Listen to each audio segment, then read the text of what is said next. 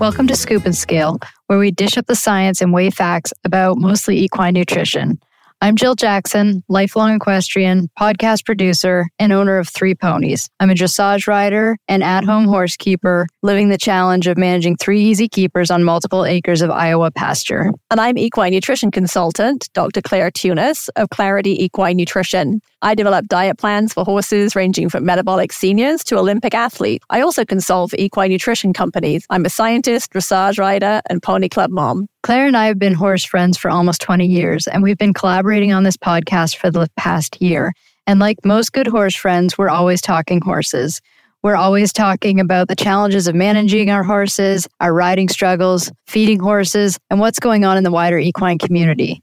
This podcast is a place for us to have conversations mostly about equine nutrition. It's for anyone who wants to make better choices when it comes to feeding their horses. And before we get started, a quick disclaimer. The information in this podcast is general and not meant to replace the individualized advice of your own qualified equine nutritionist or veterinarian. And while I have a PhD in nutrition, I'm not a veterinarian and can't give medical advice. Thank you for joining us and hope you enjoy the following episode.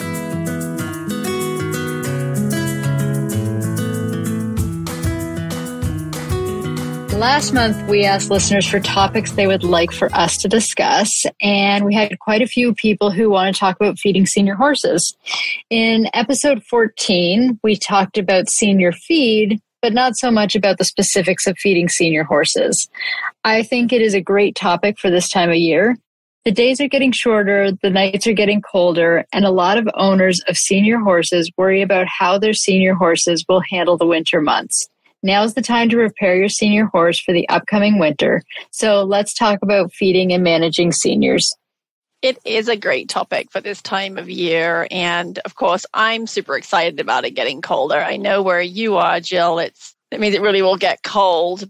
So it's, I thought it was getting colder, and then it lied and got hotter again. But yes, it is starting to feel like fall. So winter is right around the corner for you guys for sure. I went out this morning to do chores in my shorts and my t-shirt, and it was 46 degrees. I loved every minute of it. I know, you love it. It's my favorite temperature. 40 to 60 degrees is Jill's happy space. But the other thing we have to remember to do today is draw 10,000 downloads winner. So in case listeners didn't know, we recently hit the milestone of having 10,000 downloads, which is super exciting. And so we decided that we'd give away a 45-minute phone consultation with me for one lucky listener. But in the good tradition of saving the best till last, we'll do that at the end. So for now, let's talk about senior horses. So what's a senior horse to you, Jill? I feel like horses these days aren't senior until they're in their 20s. Like 25, I feel, is like a senior horse. But when I was a kid, it was like 15. Right. Like anything over 15, you're like, oh, that horse is old. And now I'm like, if it's over 25, it's old. I don't really consider like an 18-year-old horse a senior, or even a 20-year-old horse. I really don't feel is that old. They're still out there. They're still showing. They're doing a great job. Yeah, it's so true. What do you think? I agree. I'm sort of a closet eventer. Like I'm a dressage rider now, but I grew up eventing and I love eventing. And so I was watching Burley horse trials just recently. And, there were horses there competing in their late teens. And I know that there's an 18-year-old horse competing at the Maryland 5-Star this fall. And I seem to recall there was a 19-year-old horse competing in eventing in the Olympics, which, that was unheard of, at least when I was a kid. So I would agree with you. So when does a horse become a senior then? Is there like a rule or a line that happens? Yeah, is there a rule? Well, the National Research Council, they have a section on older horses, and they kind of discuss the older horse being 20 years or older. And it's interesting because the last version of that publication was published back in 2007. So, golly, it's like 15 years old now, slightly more, that publication. And even back then they were saying, 20 years was sort of thought of as being senior. But, they did caution that there's a lot of individual variation, right? So it's not just as simple as your chronological age. There's also these physical signs of aging that, combined with the actual age of the horse, can be used to establish that individual's age. I think we all know, like, horses you look at and go, that horse is old and it's 18. And then to your point, there are other horses that are really spry and still out there competing at top levels in their early 20s. So I think there is a lot of individual variation between horses, just as there are people, right? We know there are people that look old at 60 and other people that don't look old until they're in their 80s. So there's no real hard and fast, but I do think, around that 20 mark is often where we really start to think of a horse becoming more of a senior horse. And we always hear about winter being a tough time for seniors. What do you think about that? Yeah, I mean, it is, right? I mean, and I think the majority of our population, obviously growing up in England, we were kind of northerly. Large chunks of the US are kind of more northern and suffer from kind of cold winters, either cold, or like in England, doesn't get super cold, but it's wet, and miserable, which is just kind of bone chilling in a different way. But honestly, I think extremes in weather are tough on seniors. So for me here now in Arizona, in the valley, like I was saying at the beginning, I'm sort of laughing because winter is our sort of sweet spot. And so our senior horses tend to do really well in the winter here. They struggle more in the summer when it's, 110, 115 degrees. So I think it's really those temperature extremes. But obviously for the majority of the country, the extreme temperatures tend to be winter temperatures. And seniors just don't regulate their body temperature as well as younger horses do. So I think when you get these big swings down in the really low lows or the super high highs, they just don't handle that as well, and they kind of struggle. It seems like sometimes older horses have been doing fine and then suddenly they just aren't. Right. The diet they've been fed for years isn't keeping weight on them anymore, or the horse has been retired out to pasture and the owners realize they aren't maintaining weight now. Like, what are some things that could be going on in these situations? Yeah, I think that's pretty common. I mean, I hear that when people come to me for consultations, they may have owned a horse for, say, 10 years and, they've sort of pretty much had the same life most of those 10 years. They fed it the same thing. And then all of a sudden now they're like, it's not maintaining its weight as well, those kinds of things. So there is something that sort of happens. And I think that goes back to talking about that. You can have that chronological age, but there's something physiologically that's happening suddenly that's making that horse less thrifty or starting to have issues. And sometimes, it could be pain related. I think a lot of our older horses do start to struggle with joint pain and arthritis, lameness. I think if they're uncomfortable, getting around is harder, right? So it's harder to get to the water trough. If it's, it's a long way to walk. It's sort of like that, oof, maybe I just can't be bothered, right? It's like it's too uncomfortable. The win is not great enough to outweigh the kind of con of getting there, the pain of getting there. I also think that senior horses sometimes fall down in the pecking order a little bit. Quite why that is, it's just they're aging and they're, like the herd knows they're aging. And so they just don't have the oomph to kind of fight for their space anymore. Maybe that is joint pain related and that it's just harder to fight if you're achy. Dental issues, right? A lot of our senior horses start to have issues with their teeth. There's a really interesting thing about equine teeth is that they're kind of like the lead in a mechanical pencil. And so horses' teeth are kind of constantly erupting, but at some point the lead runs out. Right. So at some point in that horse, if the horse lives long enough, it will eventually run out of tooth. And so whether it's an issue with they don't have enough tooth left, or maybe they don't have strong enough muscles in their head to kind of get their jaws moving, eating becomes tiring when they're less motivated. There can be lots of things with senior horses that suddenly just kind of creep up and then all of a sudden they all hit at once and that horse isn't doing as well. So, there are definitely things you can do to help. Right? Making sure that there's enough food set out. There's spacing set out between the horses. There's more piles of hay than there are horses if you're putting hay on the ground. The water is in a location where a horse is going to want to be. And then grouping horses together. Maybe you put your old horses together.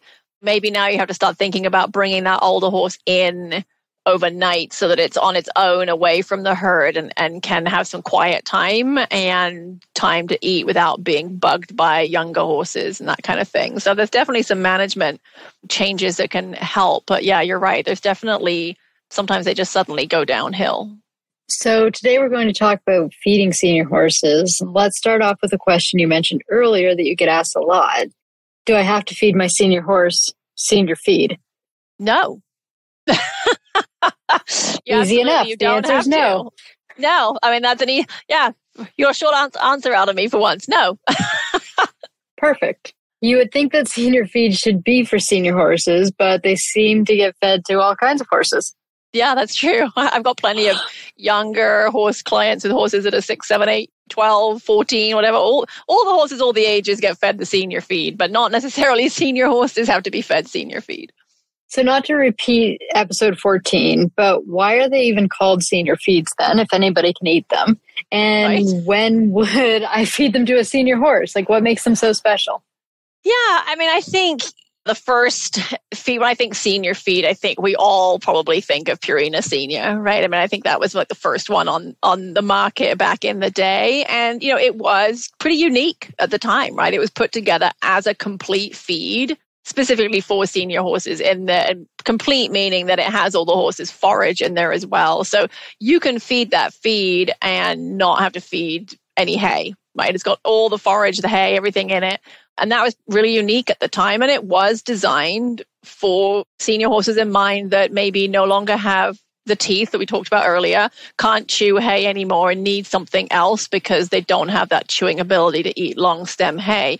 And because of that, they use more easily digestible ingredients, easily fermentable fibers, a slightly higher protein level, because we know that our senior horses don't utilize protein as well. So most of our senior feeds have a protein of around about 14%, whereas most mature horse feeds are more in that kind of 10 to 12% protein. So that's a difference. And that sort of set the stage, right? And then from there, pretty much every other feed manufacturer has a senior feed at this point. And they are sort of categorized as having a lot of fiber in them. They're generally across the board. That fiber is easily fermentable, easily digestible. The feeds have that slightly higher protein kind of across the board. When you see senior feeds from the different manufacturers, they're all in about that 14% protein. And then there are some differences, right? Some of the manufacturers kind of went more fat fiber. So some of those senior feeds have 10, 12% fat. Others are slightly lower in fat and slightly higher in your non-structural carbohydrates. So like the original senior, that one's a little higher in non-structural carbohydrates, a little lower in fat than some of the other seniors that are on the market. And then some of those seniors now are designed that, yes, you could feed them as the horse's sole diet, but I think people pretty quickly figured out that it's a very unusual horse owner that's really only going to feed a senior feed, let's be honest. I mean, that gets pretty expensive pretty quickly if you're having to feed a horse 2% of its body weight per day as senior and you've got a 1,100 pound horse, you're looking at 20 pounds of senior a day. That's a bag every other day. That gets spendy pretty quickly. So there was a move towards making some of these seniors with smaller serving sizes, but the philosophy being kind of the same as far as the types of ingredients and the nutrient composition. So that's sort of the thing about senior feeds. And because of all those features, they tend to be good for horses of kind of any age. And if you've got a younger horse that's struggling to maintain weight, or if you're looking at one of the ones that's kind of lower in NSC and high fat, high fiber, that might fit your competition horse really nicely, even if they're only 9 years old. So they now get fed to all kinds of different horses. But the original philosophy behind them was a complete feed for senior horses and for those that had bad teeth. You mentioned earlier that senior horses often struggle in the winter. What is it about the winter that senior horses struggle with? Like, why do they seem prone to losing weight at that time of the year? Yeah, I mean, I kind of mentioned briefly before, like they really don't thermoregulate well, right? And so to maintain your body temperature when the weather is cold, you're going to have to burn some calories, right? So your calorie intake is going to need to go up to maintain your same body weight because you're losing calories to keep warm. So that's part of it. And older horses tend to get colder more easily because they don't thermoregulate as well. So there's some of that. Again, arthritis, poor digestive function, their digestive tracts just don't function as optimally as they used to. Maybe they don't get as much nutrition out of their diet as they did when they were younger.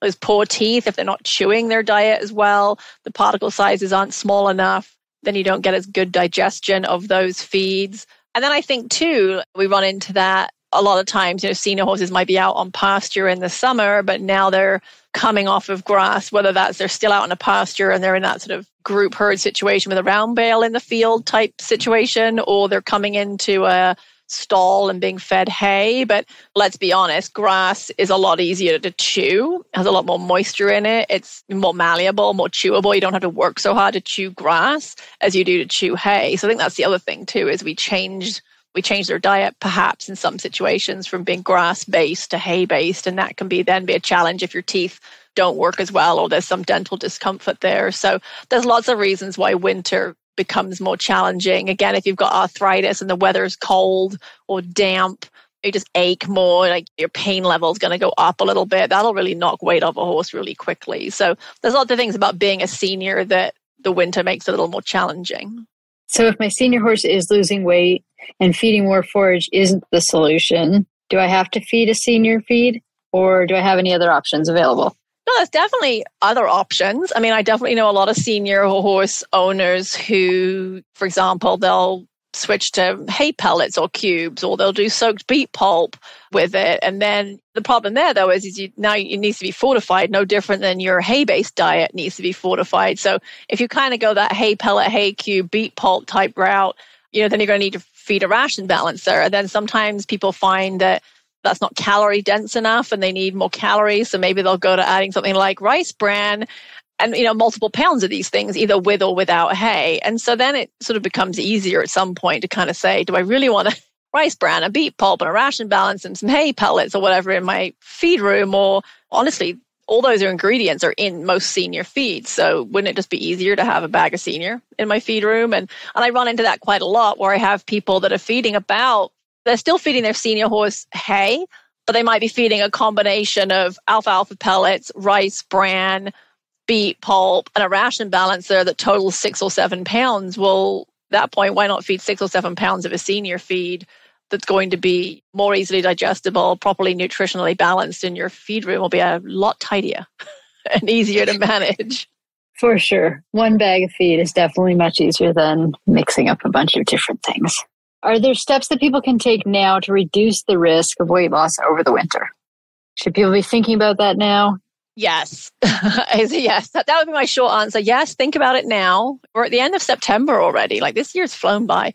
We're at the end of September. And if you assess your horse now and determine that they're not in optimal weight, you don't have a lot of time to change that horse's condition before we really get into winter. Because, if we think about it, I always feel when we talk, like you don't really get cold and wintry until like January. Correct. It'll be the end of December, beginning of January, where we're really going to be in the negative 20, right?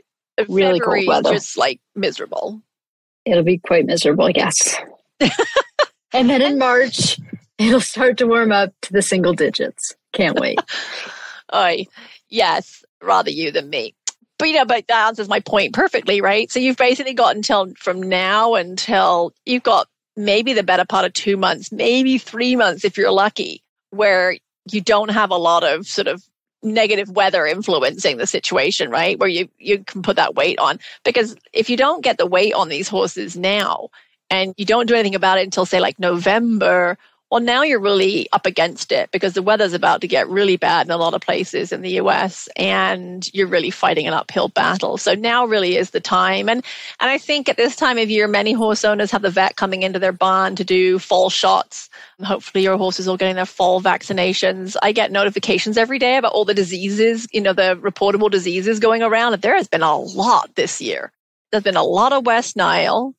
I just got my West Nile vaccinations last week. We're good for that. Yeah, I've got to call mine and get mine done too. A lot of West Nile, a lot of like encephalomyelitis, a lot of like things that I don't think about and all over the place. Like every state seems like it's not like clustered in one area. So anyway, hopefully you have your vet coming out to do your full vaccinations and maybe do teeth. And so that'd be a great time to have your vet help you do a body condition scoring and put a weight tape on your horse. A lot of vets will do that during a health check. I know mine does. Mine puts the weight tape on our horses every fall and spring when she comes out. And so it kind of will give you that objective, where is my horse at this point in time? And then you can kind of determine whether you have work you need to do to put weight on them or not. And it's easier to do that now than wait for a while. And I think as you go through the winter, it's really important to put your hands on your horses regularly. A lot of senior horses, like to your point, a lot of them are still really active and being worked and ridden and what have you.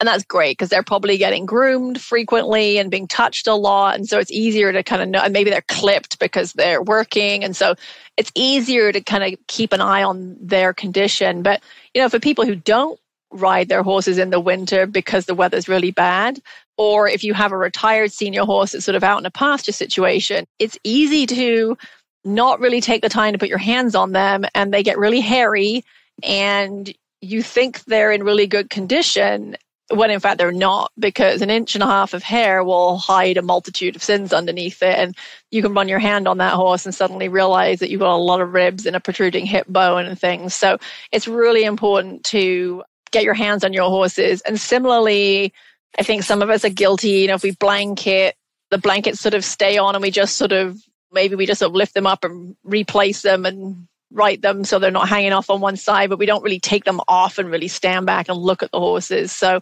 getting those blankets off and really running your hands on them so you can catch that weight loss early so you don't suddenly have a significant weight loss issue is really important. You mentioned teeth and blankets. I remember I grew up in Canada, another very cold place. We had a pony when I was a kid who was old, like really old. I think he was 35 or 38. Wow. He had no front teeth. He still got turned out all the time, couldn't eat a thing. There was no tops, there was no bottoms. And so he had to eat soaked pellets. That was his diet. And how do you feed seniors in the winter? So the ones that don't have any teeth, we want our horses to have hay in front of them all day. We think about that now. I don't remember ever as a kid feeding this pony. He had his morning and his dinner food, but right. How do you feed those horses so they have food going in them all day if they don't have any teeth and you have to make wet feed? Is there a secret to that? Yeah, that's definitely a challenge. Ideally, we want forage in front of all our horses all the time. And that's a challenge if you have an easy keeper, because you don't necessarily have the freedom to feed them enough forage that it can be in front of them 24/7. So that's a challenge for those kind of easier keeper seniors as well. And we definitely do want to keep the forage in front of them because, as you alluded to, forage does help keep them warm because it gets fermented in the hindgut thanks to the microbial population there. And it's not a very efficient system. And so like all inefficient systems, it loses energy, and it loses energy as heat. And so you're getting heat generated in the horse's hindgut, and that is going to help kind of act as an internal furnace to help keep the horse warm. So we get more internal heating that way from feeding forage than we do from feeding more calorie-dense feeds like grains. Certainly you'll get more calories in pound for pound feeding grain to a horse versus hay, but you won't get that fermenting heat generation. So there's a time and a place for both, but we definitely want to keep forage in front of them for as long as possible. And so if you have to be soaking pellets, that's kind of tricky, especially if it's really cold. It's funny because having never lived in a super cold place, I sometimes kind of draw a blank with these kind of challenges because I don't have that firsthand experience of trudging out in the snow in my sort of good King Wenceslas type fashion to go. Sounds like you need to come. Sounds like you need to come for a visit in January or February and give it a feel. See what it's like doing chores at 6 a.m. at -30. Oh, yeah. Okay. But I don't know. So I got to thinking about that. I've been sitting here now thinking about your question because you kind of put me on the spot. And so I'm like, how would I do this? Could you use bucket warmers? Speaking as somebody who's never used a bucket warmer in my life. Teach me, oh wise one. I don't think it would work. No, the heat. I have not used it for that, but I don't think a bucket warmer would work. I think, again, I haven't had a senior horse that I've had to do this. I'm just trying to help people. I think that in those types of temperatures, nothing, it would stop it freezing, right? Even when I boil, like my barn's not heated, but it's insulated and it stays at about 30 degrees in the winter. Even when I do hot water on my feed at feed time, if they leave like that little bit on the edge, if the ponies don't lick it out, like that's already going to be frozen again. So I don't think as far as doing it. So I guess let's put that out to the listeners.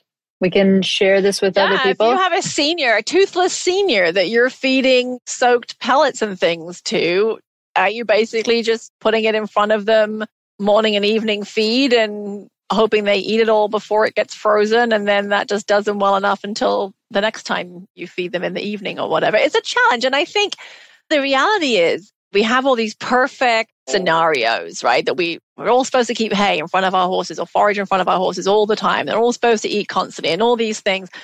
And yeah, okay, in a perfect world, that's exactly what we would do. But we don't keep horses in a perfect world. And the reality is that horse that you were talking about, 35 years old, if there wasn't anybody there to soak and feed him pellets, he wouldn't have been alive, right? So Correct. We've created a risk of he now gets to eat for short periods twice a day because of the fact that he needs to eat pellets, soaked pellets, and those are only feasible twice a day in that kind of climate or with like the work environment, your ability to be home and provide that. And yet the alternative is if he doesn't get that, he's kind of done. So it's sort of a risk assessment, so to speak, as is so much when keeping horses, right? It's like, I do this to fix this problem, and then I maybe create a different problem.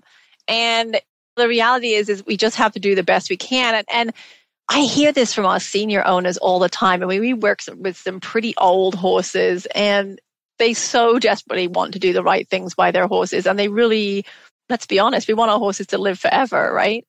Yeah, it's a risk assessment, and so we just have to do the best we can. And sometimes the best we can is not good enough, and in that situation, and we kind of have to be okay with that.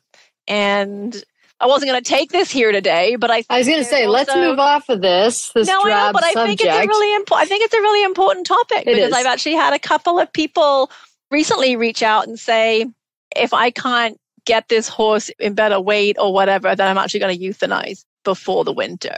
And I think there's a lot of senior owners that end up in that situation at this time of year, right? They feel the fall coming. They've done everything they can for this horse and they don't want to put it through an uncomfortable winter. And I hands up and kind of laud those people, and kudos to you for not wanting to put your horse through a winter if you think it's going to be too hard. And I don't think there's any shame in admitting defeat either.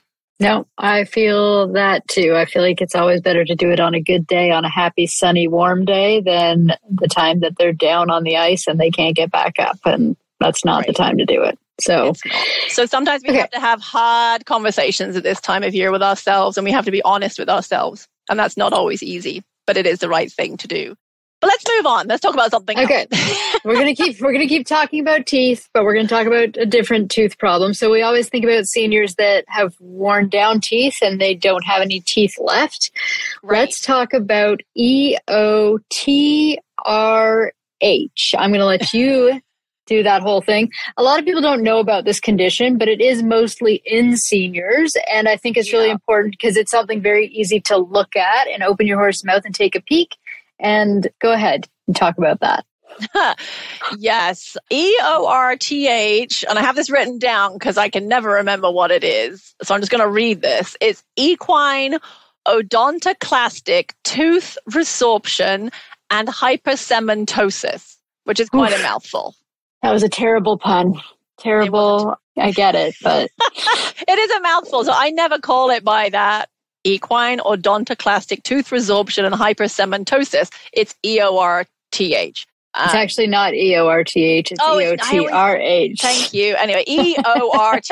Anyway, it's not That's what it is, everybody. Yes, exactly. And as you're right, and it's most common in horses over 15. We currently don't really know what the cause is, so we don't have a treatment for it. I have a very good board-certified veterinary dentist that does my horse's teeth. I'm very lucky that way. And so I've talked with her about these horses because a barn I used to be in, we had a couple of these horses and horses with this condition. And it's possible that it's sort of like an autoimmune disorder. It's almost like the body starts attacking its own teeth. But as the disease progresses, the roots of the incisors, they basically start to dissolve. And so it's an inflammatory process, which sounds very painful, and it is very painful. And then to make it even more painful, some of these horses develop this hypercementosis, which is this overproduction of cement around the tooth root. It's almost like a calcification around the tooth, which can be really painful because as you get that around the tooth root, now you've got the root should be kind of on its own and not touching the root next door. But if you've got cement building up around it, now maybe that's touching the cement around the tooth next door and you get a lot of dental pain. And I know a horse that actually really had this and it was missed. by whoever typically did the teeth. And it was missed for many months. And the horse lost a lot of weight and was checked for lameness and had a lameness workup and had some joint work done. And interestingly, it gained weight when it was on gabapentin, which is a medication which helps with nerve pain. And when it wasn't on that, it lost weight. And eventually, actually, it was interesting. Our dentist was in the barn and with my pony clubbers. And we had like 5 horses to do that day. And we needed one for the demo horse for the pony clubbers. And she's like, well, let's just have a quick look at everybody's mouth and see what we have. And she opened this horse's mouth and went, oh, we're definitely doing this as the demo. And I kind of went, uh-oh, why? And he had this very severe stages of this. He was 24 and he had very severe stages of this disease. And we actually removed his incisors. She took out all the bottom incisors that day and came back 3 weeks later and took out all his top incisors. And he happily went back to eating hay. And he was the horse that had been on the gabapentin previously and took him off of that. And she said, well, of course that had worked because he was in pretty excruciating nerve pain. And he miraculously regained back all his weight. And he was as happy as a clam.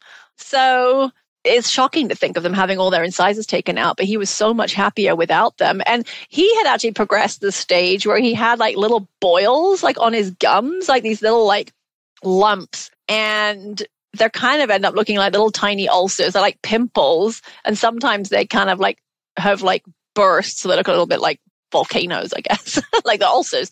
And that's not unusual. And it's kind of like a pimple. There's like draining tracts coming out of sometimes it gets infection kind of down the tooth. And yeah, it was we went through the barn and we actually found 2 more horses in earlier stages of it. So once we knew what we were looking for, that dentist actually found 2 more horses in the barn. Wow. That was lucky and wild. What a good pony club lesson. It really was. And I mean, I think before our readers start thinking, oh my gosh, how come you had so many horses in your barn that had this? I mean, it was a barn with a lesson program. And let's think about our lesson demographic. They're the older senior horses. And so we kind of had this group. But interestingly enough, here's a fun fact for people. When you hear that saying, long in the tooth, the horse is long in the tooth, actually, my dentist was explaining that actually may be horses that have this condition because what happens is the gums recede. So the teeth start looking really long because the gums have receded. So they are long in the tooth, right? Because you see a lot more tooth because the gums have receded. So, and I will say that this horse that had the very latter stages of this disease had annual dentals every year. It had been there for some time and unfortunately had been missed by his, regular person who'd been doing his dental work. So sometimes even within our veterinary population, some vets are a little bit more aware of this condition than others. So it's just something to think about and be aware of. But signs that there may be there. This particular horse, not surprisingly, hadn't wanted a bit put in his mouth. The kids were really struggling to bridle him because they weren't great at it. So unfortunately, they kept kind of banging him in the teeth with the bit, which probably really hurt thinking about it and knowing what was going on. And so the poor guy would put his head in the air and be like, yeah, no bridle, thank you. Didn't like eating carrots. And some will even quit grazing because it's so painful. Obviously, when they graze the grass, they're biting. So biting the grass and it can hurt. So let's go back to blankets for a second. Should we be blanketing our senior horses? Well, I think like any horse, right, that's going to depend on the horse. Blanketing's become a really contentious thing. Like, I don't think it was contentious when we were kids. I think you just blanketed your horse or you didn't. And it wasn't a contentious thing. And now I realize I think we were all like really over blanketing our horses when we were kids. I certainly had this horse in England where it never really got that cold. And I think of all the blankets we put on it, probably had 3 blankets on some nights. It was probably toasty. But anyway, so we'd probably do over blanket. But in general, I think it is helpful for horses that are underweight because they're not carrying any spare weight. They're going to feel the cold more. And I think that's true of, it doesn't matter if it's a senior or just regular mature age horse. If that horse is underweight, they're going to be burning calories to stay warm. And then they're going to have less calories available for weight maintenance. So you absolutely can spare calories by putting a blanket on a horse when the weather is cold.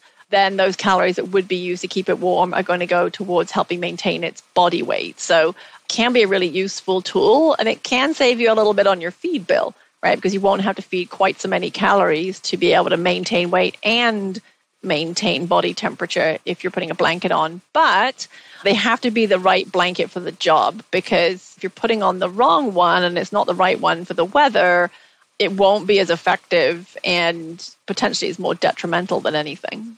Well, I think two things to say here too. I agree with you that this is a discussion that can be had at a different time about what people think about blanketing. But dry blankets, very important, because if you have a wet blanket on, that is not going to help your situation. Yeah. And something that my equine nutritionist told me when I was living in Colorado and my horse was getting a little chunky is that it's one or the other. He either gets more hay to stay warm or he gets a blanket to stay warm, but he doesn't get to have both and get fat. I like your nutritionist. They sound smart.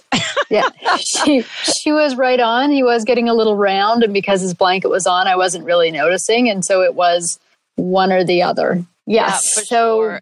Definitely putting the right blanket on, making sure the blankets are dry. If you're going to blanket, and if that is the lifestyle you choose, use the appropriate one for the right temperature and for your horse's situation. Yeah, absolutely. And if you've got an overweight horse in the winter, you can let nature help you out a little bit and have them burn some calories to keep warm. And our horses used to go through ebbs and flows of condition, right? In the winter would take some condition off, and then the spring would put it back on again. So if you've got an overweight horse going into winter, you can actually use that to your advantage. But the other thing that we run into down here is we blanket, which I know sounds shocking because we don't really get below about 30 degrees Fahrenheit at night, but that's cold for our horses. When you think like in the summer, it doesn't get below about 85 degrees Fahrenheit at night. That's a huge decrease in nighttime temperatures. But we still get up pretty warm during the day, up into the 60s. And so we have to get those blankets off pretty quickly in the morning. And if you don't get them off quickly enough in the morning, those horses can actually start sweating under their blankets. And now you've got a heat stress situation. And that's not going to be helpful to maintaining weight and condition and the health of your horse. So yeah, picking the right kind of blanket and blanketing well is the key. And there are so many good resources now out there and guides for what blanket to put on a horse, if it's clipped, if it's not clipped, what your temperature is, that kind of thing. Just do a quick Google search and you will find all kinds of useful resources, especially ones put out by like University Extension. There are some really good ones put out by University Extension. We're starting to see more chopped bagged hay in the U.S. What are your thoughts on that for seniors? And is that the same as chaff hay? Yeah, it's funny that it's taken so long to really become popular here because I grew up feeding what we call chaff, right? Which is chopped hay or chopped straw, sometimes with molasses on it, sometimes not. And that's still a very big part of sort of options out there for horses in the UK. And those companies that had one or two products when I was a kid now have like more than 10 different kinds of chopped hays that can be fed to horses. And so there are a couple of companies here doing chopped hay. That's a little different than in the US. We have something called chaff hay, and that's an ensiled hay. So that is a hay that's been chopped. It's been bagged while it's still fairly wet. It's not turned into hay before it's bagged. It's still moist, and it's more like a silage, like a haylage type situation where they're putting in a microbial inoculant into that chopped grass that's then fermenting that grass and removing some of the sugar, and then it's packaged into airtight sealed bags. So that's in the US, that is specifically a specific company, and the product is called chaff hay. What I grew up feeding was chopped hay, and we referred to that as chaff in the UK, and that is like hay that's been dried like any other hay, and then it's chopped up and maybe put into a bag. And as I said, maybe it has molasses on it, maybe it doesn't, maybe it has vitamins and minerals added to it, maybe it doesn't. But it's just an alternative feed form. And definitely alternative feed forms can be helpful for seniors. Other alternative feed forms would be hay pellets, cubes, complete feeds. Extruded feeds can be really helpful for senior horses. That's a different form as well, mainly because of the dental abnormalities, right? But also because whenever you like take a hay and you chop it or grind it and turn it into a pellet or put it in a cube, anything like that, you're making the particle size smaller. The horse isn't going to have to work so hard to chew that, which is great for the dental health, but also it's going to be easy to digest because it's got a smaller particle size. So your digestion is going to be a little bit better. And in some senior horses, their digestive tracts aren't working as well as they used to, and they just even if they can kind of chew the hay up as well, they don't digest it as well. So the smaller the particle sizes become, the more digestible they are. So yeah, definitely alternative feed forms can be really helpful for this population of horses. Do senior horses have different nutrient requirements than younger horses, or is it the same? We don't really have a lot of really good data on this. It's surprising for how many senior horses there are in the US, and I really feel like it is like a growing demographic. More and more horses are living, as we mentioned earlier, living to a later age. We don't have a lot of research into our senior horse population. The limited research that we do have suggests that they're not vastly different, but that we do know that they don't utilize protein as well. They maybe don't absorb some minerals as well. And it's possible that they don't make vitamin C as well. So horses actually make their own vitamin C from glucose in the liver. So for these reasons, senior feeds tend to have, as I mentioned earlier, a higher percent protein, but also maybe a higher quality of protein, maybe slightly more amino acid support added to those senior feeds. They may have trace minerals that are from, more bioavailable sources like proteinates and chelates and amino acid complexes. So it can be worth, thinking back to our last episode on feed labels, it can be worth looking at the feed label and that ingredient list and really looking to see where the nutrients are coming from. We also know that a lot of senior horses have been living with vitamin E deficiencies for quite a long time, and this can start playing into their lack of top line and ability to maintain muscle. And so checking vitamin E status in our senior horses, having your vet do that blood work can be really useful. And just a caution about vitamin C, if you do decide to supplement vitamin C to your horse, you should understand that by doing so, they may slow down or stop their own production. So maybe they're not making enough to really meet their needs, but they're making some. And then you decide to add a supplement, great, but don't go cold turkey on that supplement if you decide to stop giving it, because they may actually down-regulate their own production. It's possible that it'll take them a while to ramp back up, and then they're going to be too low and even lower in vitamin C, and that may put them at risk for immune issues, or specifically like respiratory issues come to mind with vitamin C. In senior horses, does water consumption change? That's a good one. It doesn't really change that much, but if your horse has good teeth and is chewing well, I would expect their water consumption to be pretty similar to a younger horse. But if they're chewing less or less effectively, then they're going to create less saliva because they're only creating saliva when they're chewing. And if they're consuming less feed, they're going to be chewing less. And if they're consuming less hay or forage, generally they're less motivated to drink. So one of the ways we actually get horses to drink is actually giving them access to forage after work, and then they'll generally go and drink afterwards. So if they're not consuming enough forage, they may not want to drink as much. So that, combined with the ineffective chewing in this population, it certainly increases their risk for an impaction colic and also choke. We see more choke in our senior horse population because of these things. I have dealt with choke, not in a senior. I actually was doing the right thing and took my horse. He gets a 6-month dental. And we came back. It had been 5 hours since the sedation, thinking it was okay that he could have some hay. I fed him and came back to check on him again and choke. And if you haven't dealt with that, it's very scary. Your horse drools. Luckily, I have a wonderful vet. She came right out and we took care of it. But I mean, it's sort of funny that I was trying to do the right thing and it still happened. You can't win. That's horses for you, though, right? Didn't we just talk about the lesser of two evils, the risk association? Right. That was it. Yeah. Yeah, totally. So it's funny, not funny. Assuming that your choke is not because you let your horse eat when they were recovering from sedation, definitely, if you do have a choke episode, getting their teeth checked is important. Discussing with your vet whether you should transition to feeding soaked foods is important. In horses that are choking because of bad teeth or, other reasons, like they'll sometimes, choke will start to become a thing. And I've definitely worked with a couple of horses where they've choked more than once. And so those horses definitely end up transitioning off into a wet diet. What about joint supplements for senior horses? Obviously, the cold weather seems hard on arthritic joints. So should they be getting a joint supplement? If they're not getting one, should it be a different supplement specific for seniors? Is that even a thing? I don't know. Yeah, I mean, certainly if you look at all the supplement manufacturers, they certainly have supplements, joint supplements with the word senior in. So they would like you to think it's a thing.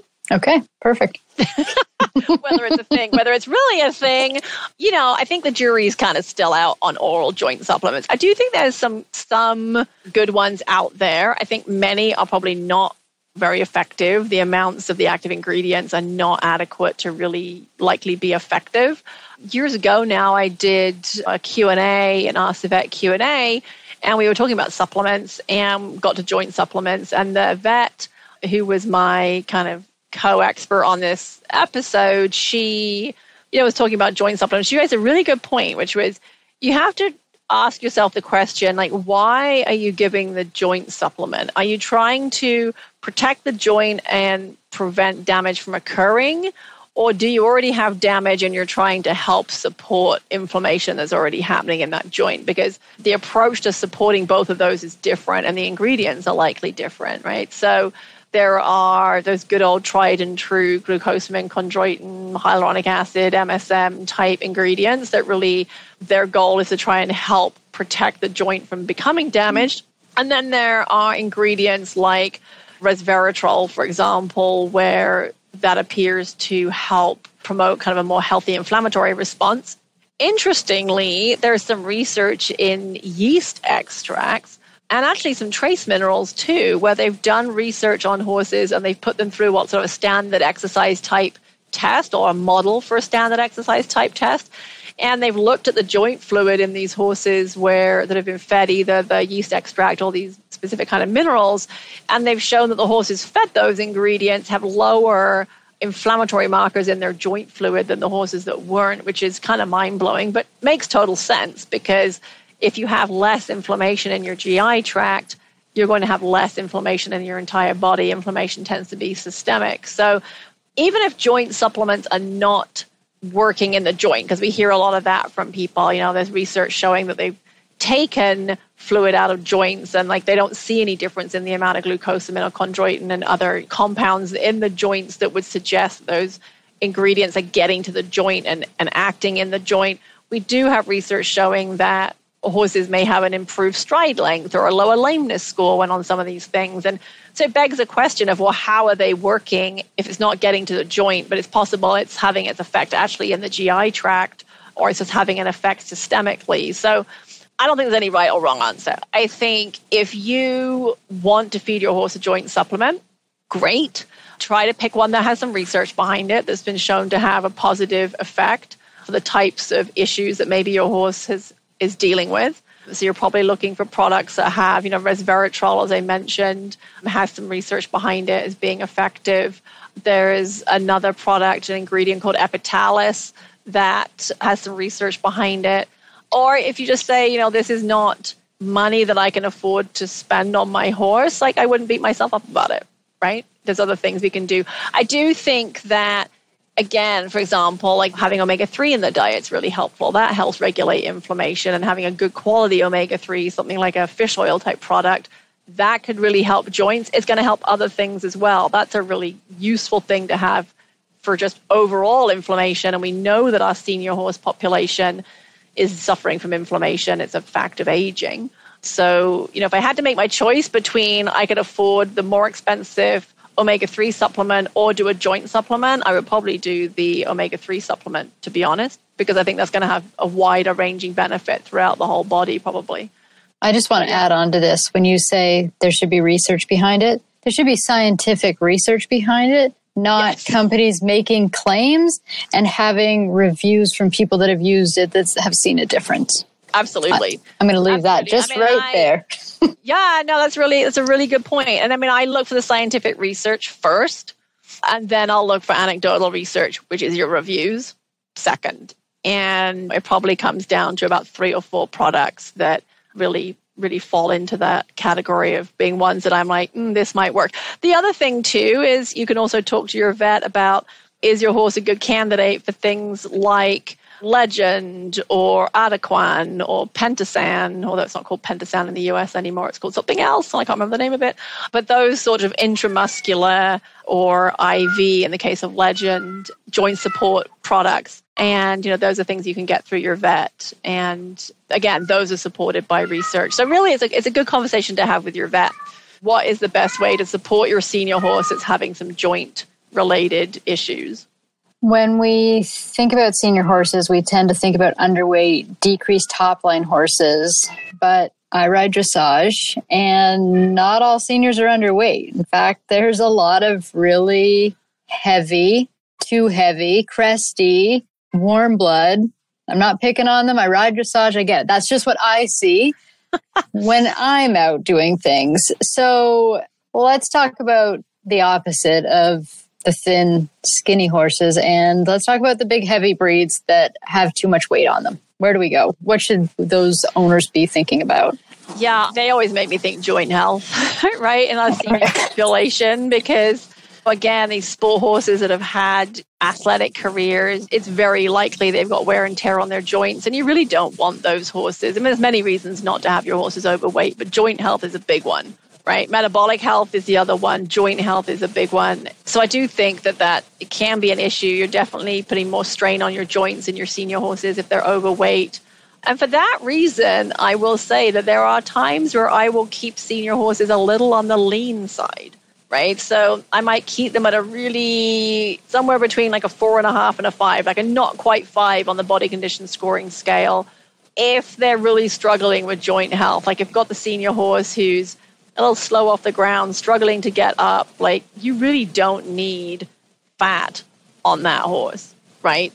I mean, it's struggling to get up as it is, just getting his own skeleton off the ground. It doesn't need to be dealing with also trying to lift fat pads off the ground and stuff as well. So sometimes it's actually, the right thing to keep these senior horses at a really crisp 5 or maybe a little bit below, but certainly not on those 6, 7 body condition scoring kind of end of the range. And so I think we don't, this is a conversation for our competition horses, but I do see a lot of overweight competition horses in certain disciplines, and it's really not good for their joint health beyond what it's doing metabolically as well. Fat is not benign. We know that it's actually inflammatory.